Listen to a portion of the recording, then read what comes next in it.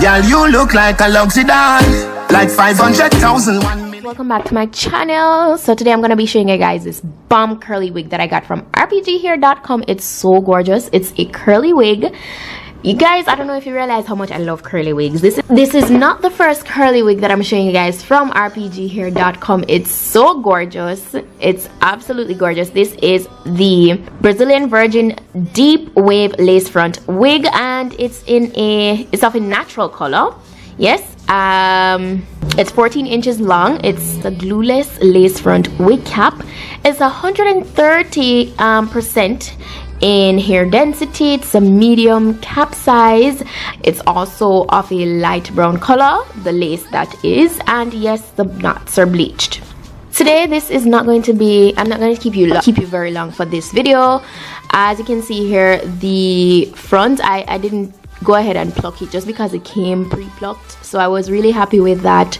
And I don't know if you guys have realized, but I'm trying to show you that it's easy to actually customize these wigs yourself, because I mean the wigs come pre-plucked, the knots are bleached, so I mean you really don't have that much to do. So I decided not to, you know, pluck the front of the wig any further. All I did was just remove the extra lace.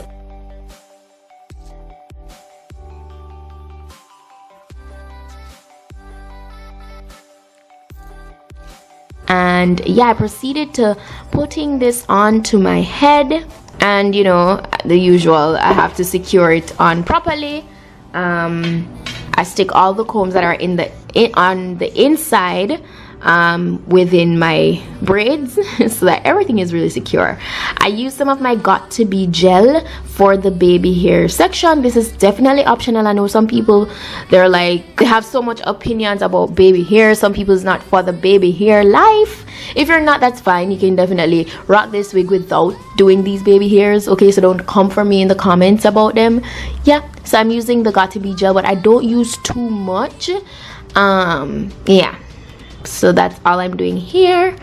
Then, oh, by the way, I think I proceeded to just wetting the hair a little when I applied it, but I didn't put much hair in there. I just kind of wanted to dampen it a little bit. I wanted the parting to be a little bit more visible, so I used some of my face powder and applied that to the parting so everything could be a little bit more pronounced in that area.